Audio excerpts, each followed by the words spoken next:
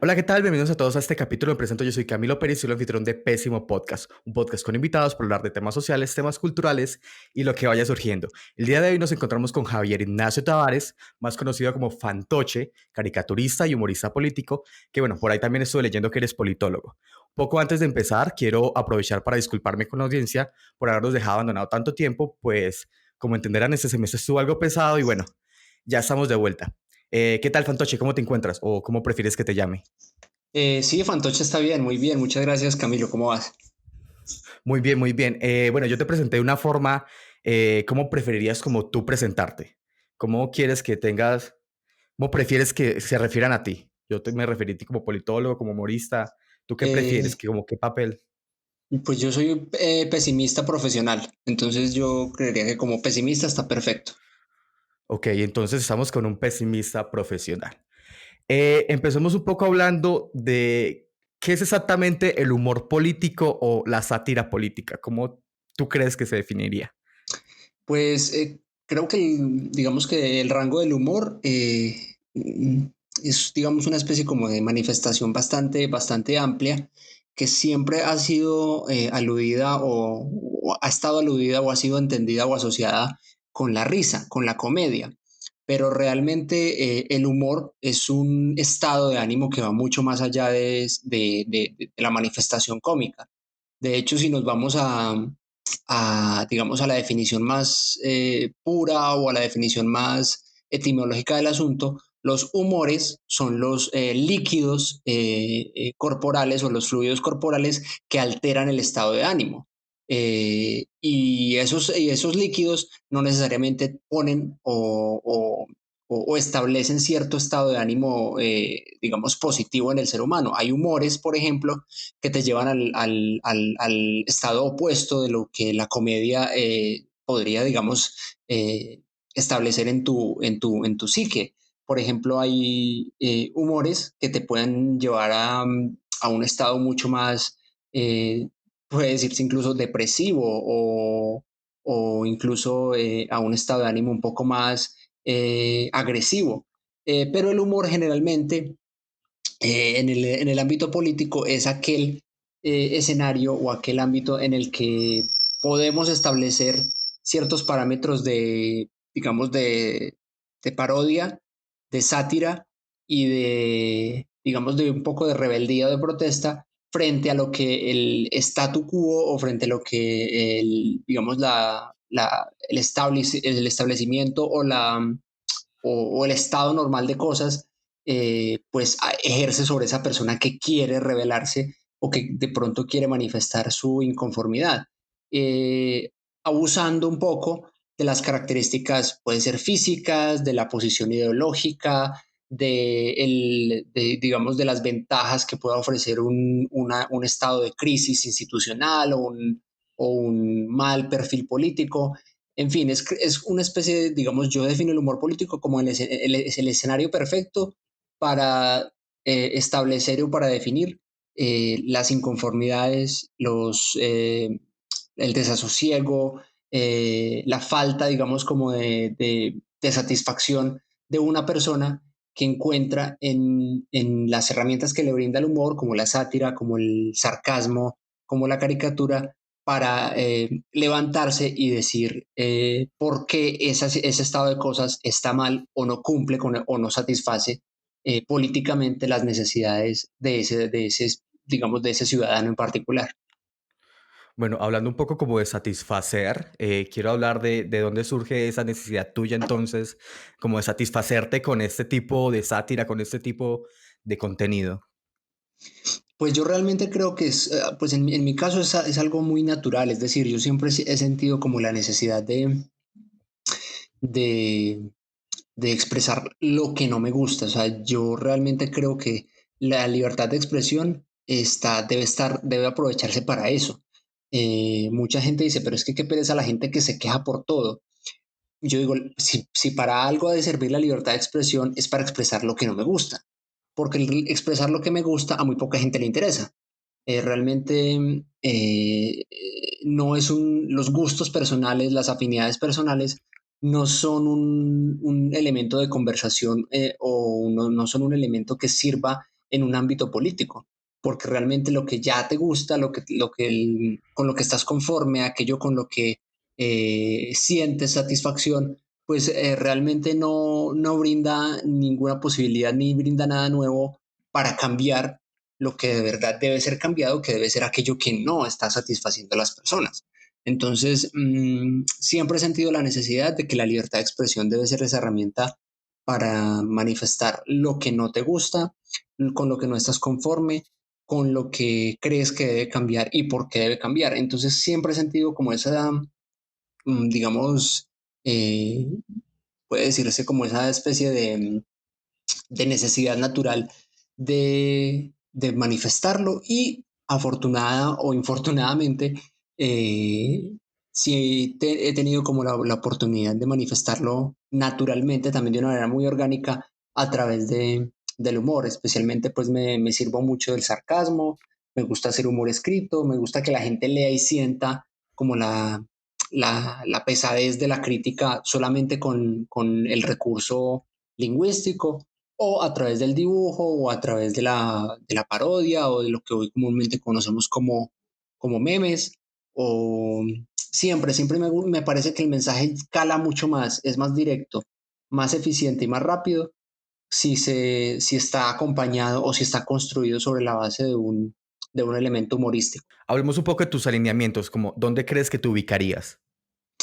Sí, creo, yo soy un firme convencido de que la objetividad no existe, de que el equilibrio que muchas veces en las facultades de comunicación y de periodismo tratan de inculcar, pues es un falso dilema.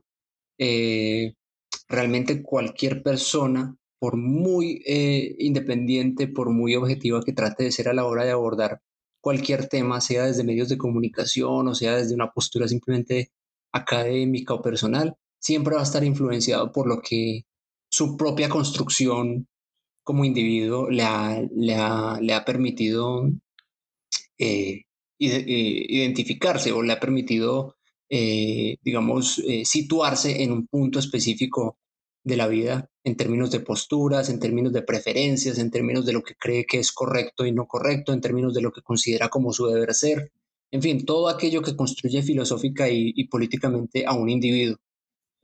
Por lo tanto, yo siempre voy a tomar postura, especialmente por lo que se conocería hoy en el mundo contemporáneo como con libertades individuales y progresistas. Soy una persona que tiende mucho más a lo que comúnmente se conoce como eh, el espectro de la izquierda.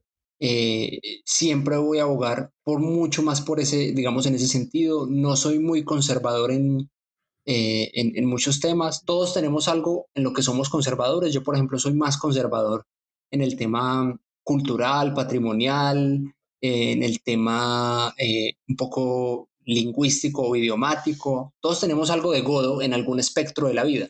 Yo soy más godito en términos un poco más culturales y académicos, pero en términos, digamos, más de derechos, libertades, en el espectro político soy muy, muy liberal y no me da miedo decirlo. Un falso, digamos, una falsa dicotomía o una especie como de postulado un poco facilista, creo yo, en los caricaturistas y en los periodistas en general, pero en los caricaturistas, eh, es que hay que darle palo a todo el mundo.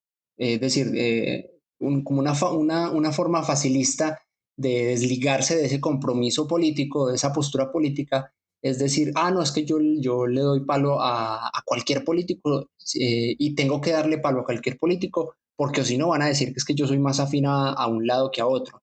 Yo no tengo problema con que a mí me digan, es que usted es de izquierda o es que usted no le hace caricaturas a la izquierda, si es que no me interesa hacerle caricaturas a la izquierda, por ejemplo, porque ¿para qué le voy a hacer yo caricaturas a la izquierda si la izquierda no es poder en Colombia? Yo le hago caricaturas a quien es poder, a quien hay que hacerle contrapeso, que es el poder, y el poder está en la derecha en este caso. Cuando llegue la izquierda al poder, ahí sí hablamos y ahí sí podemos decir Y ahí sí me pueden criticar que no le haga caricaturas a la izquierda, pero yo no me voy a desgastar haciéndole caricaturas a alguien que no tiene, por ejemplo, posibilidades de cambiar la constitución, a alguien que no tiene mayorías en el Congreso, a alguien que no tiene ni siquiera posibilidades de llegar al poder en el mediano plazo. Yo le hago caricaturas a quien de verdad, creo yo, se las merece. ¿Y quién se las merece? Quien debe ser objeto de control político, que es el que está, que es aquel que está en el poder. Entonces, sí, eventualmente por alguna circunstancia o situación, cualquier personaje de izquierda, por ejemplo, puede ser objeto de humor y ser objeto de burla y de sátira. Perfecto. Pero desde luego que yo en mis prioridades no está como hacerle un seguimiento riguroso a cada personaje de cada espectro ideológico para tener como una especie de tablita y decir, ah, no, ya llevo 10 caricaturas de izquierda, tengo que hacer 10 caricaturas de derecha. Eso no funciona así.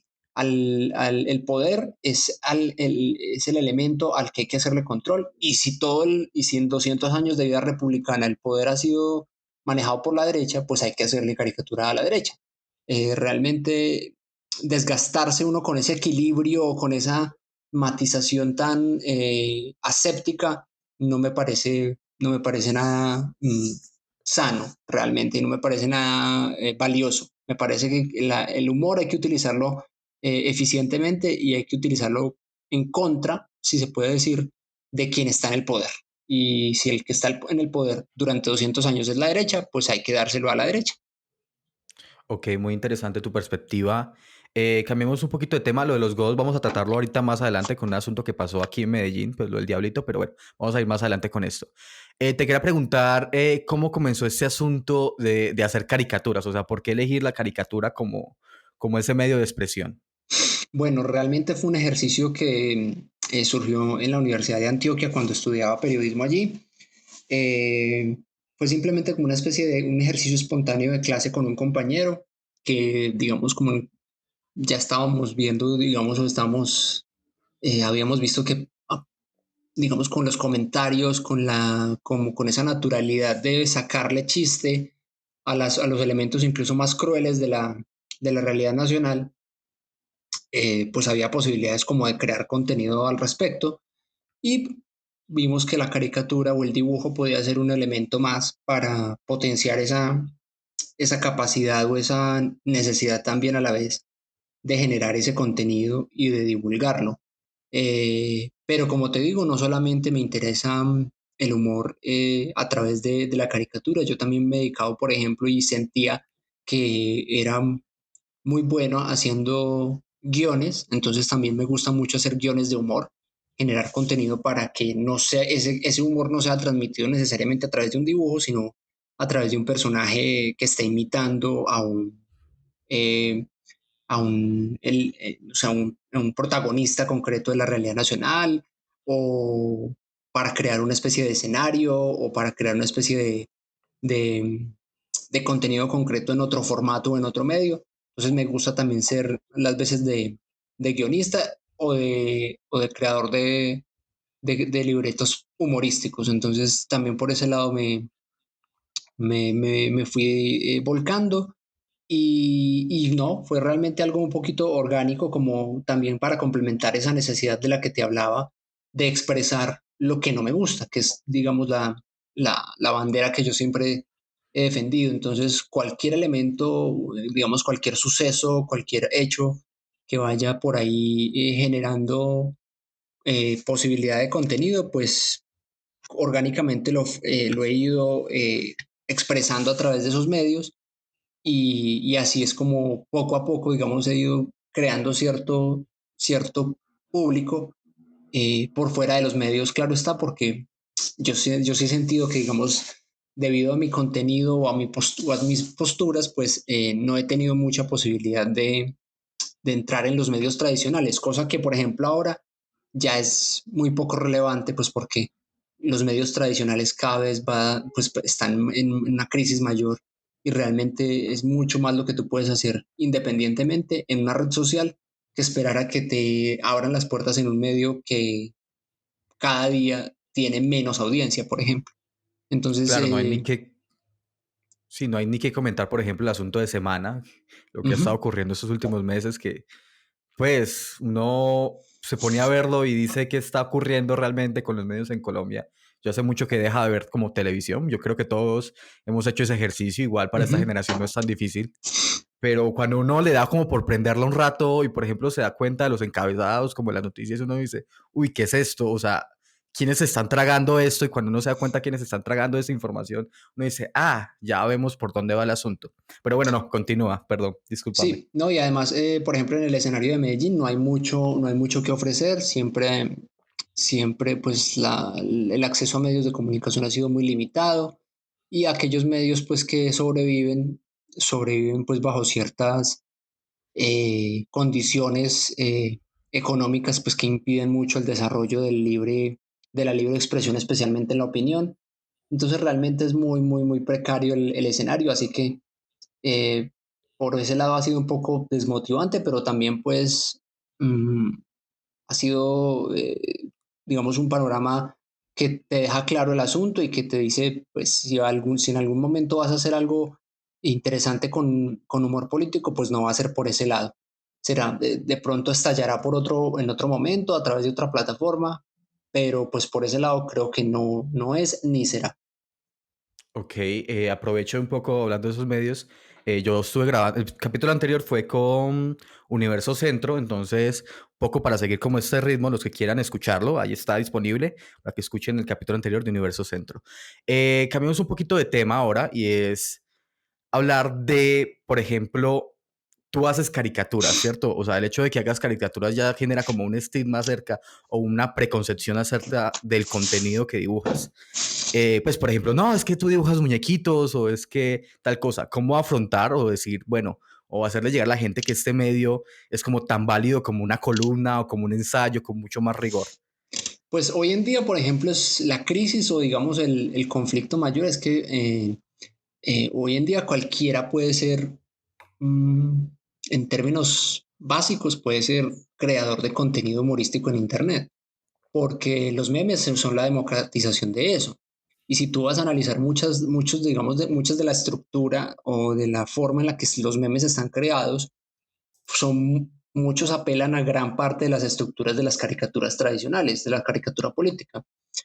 Muchos memes comparan situaciones de escenas de películas famosas o de personajes reconocidos y transpolan esos escenarios a escenarios más concretos, a momentos más concretos de la realidad nacional, con los que uno, digamos, construye un escenario chistoso y muy fácilmente puedes estar haciendo lo que una persona haciendo una caricatura se demoraría más tiempo, por ejemplo, dibujándola, ilustrándola y creando el contenido. Hoy con Photoshop puedes hacer eso mucho más rápido sin necesidad de ser caricaturista o humorista. Simplemente se te ocurre la idea, la replicas ese meme y sale para pintura.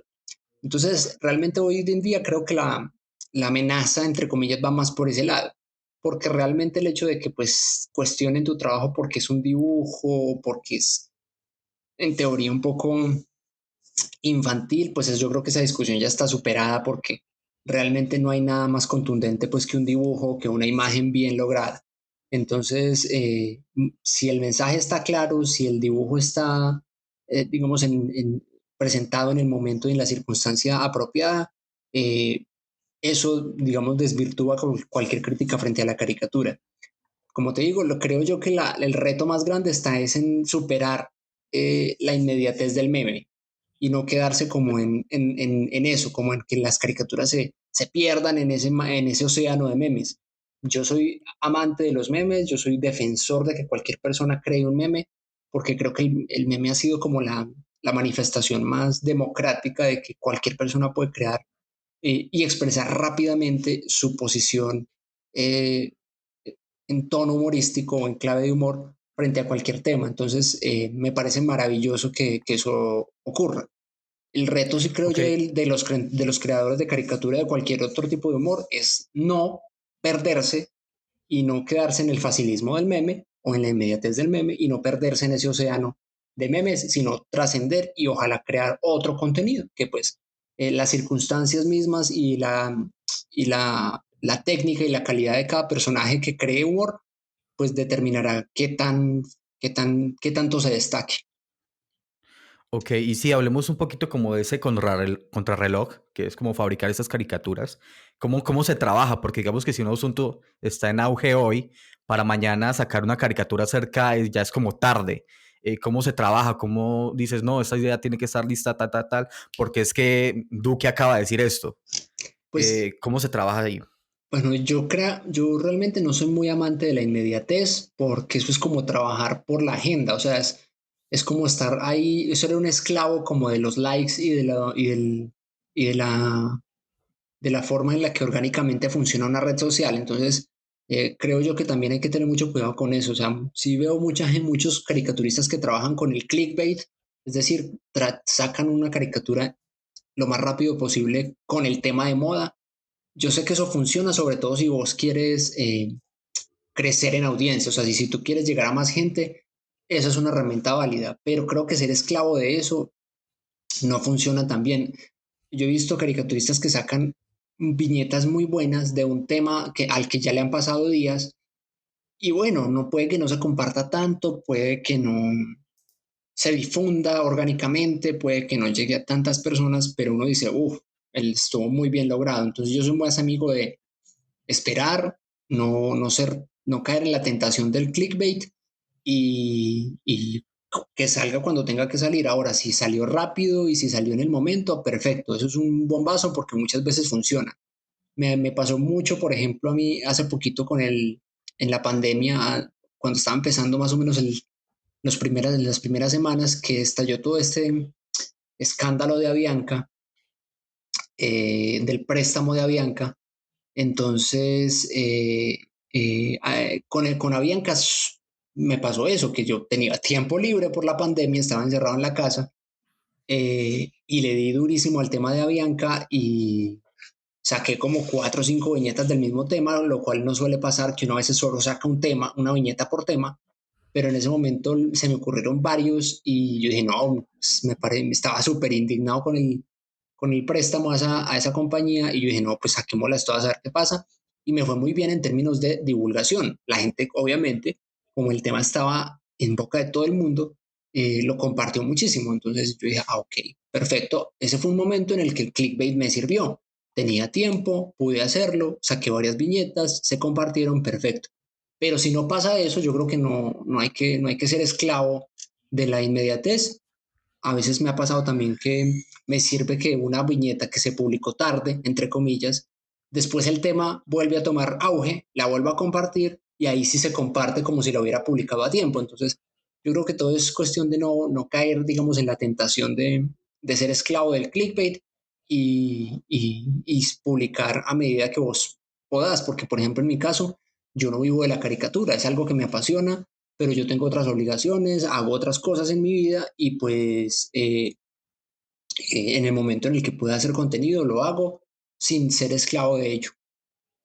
Ok, muy importante. Yo quiero hablar un poco ahorita del fenómeno de los perfilamientos que ocurrió un poco a comunicadores, a periodistas, etcétera.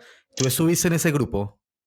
No, Los que fueron perfilados. me sentí muy decepcionado por eso. De hecho, Ah,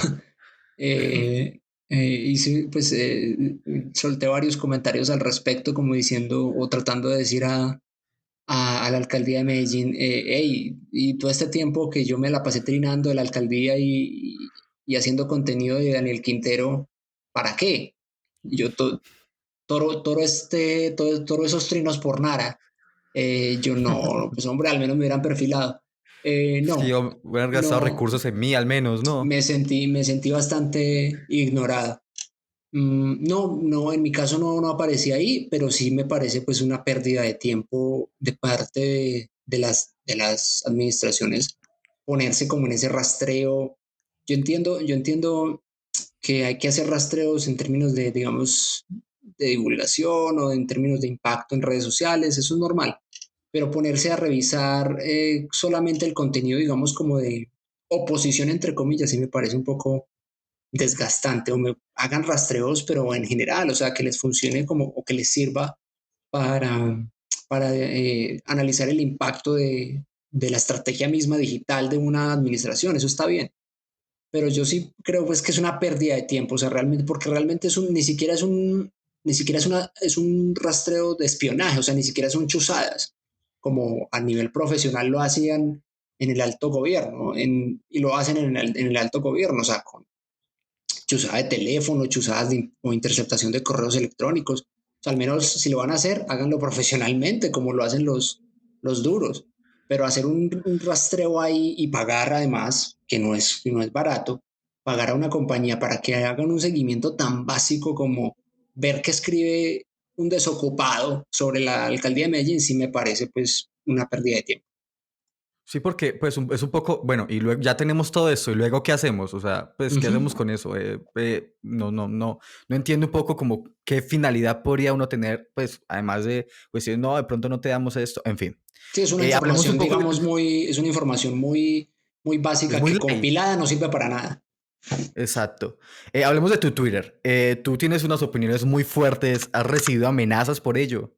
No para Pues yo nada. siento que, ok, es como que has tenido muy buena aceptación.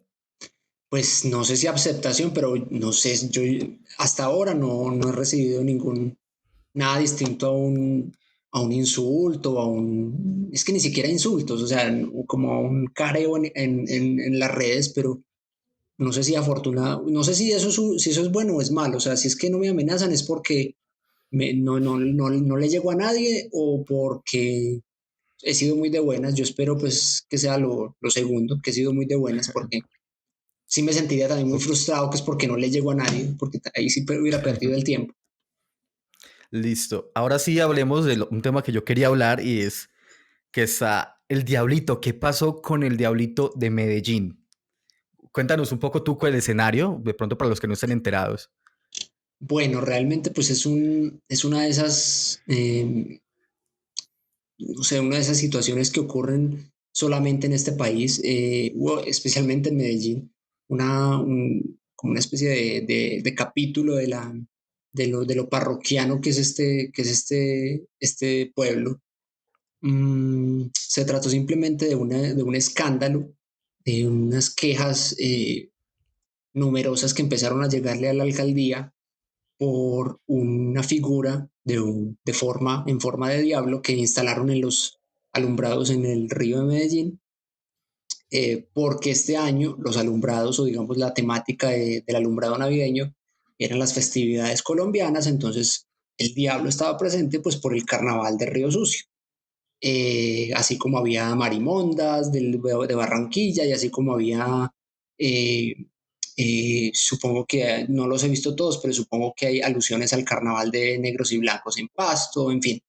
Entonces la gente dijo que, digamos, la gente más antioqueña, la gente más paisa empezó a quejarse que porque el diablo no era una festividad, no era un personaje de la festividad navideña, y pues en muy poco tiempo la alcaldía de Medellín se dejó meter presión y retiraron la figura de los alumbrados. Entonces, pues me parece o sea, realmente creo yo que es uno de esta es una de las expresiones de lo poco, de lo desocupados que estamos y de los ridículos que sonamos a veces simplemente al dejarnos llevar por cualquier tipo de creencias, creería yo. O sea, realmente es algo a lo que no le encuentro ningún tipo ni de justificación, ni siquiera creo yo que valga la pena referirse. O sea, lo que creo yo debió haber hecho la alcaldía era ignorar esas quejas, porque realmente es que no vale ponerle atención a esas quejas y darle a la prensa que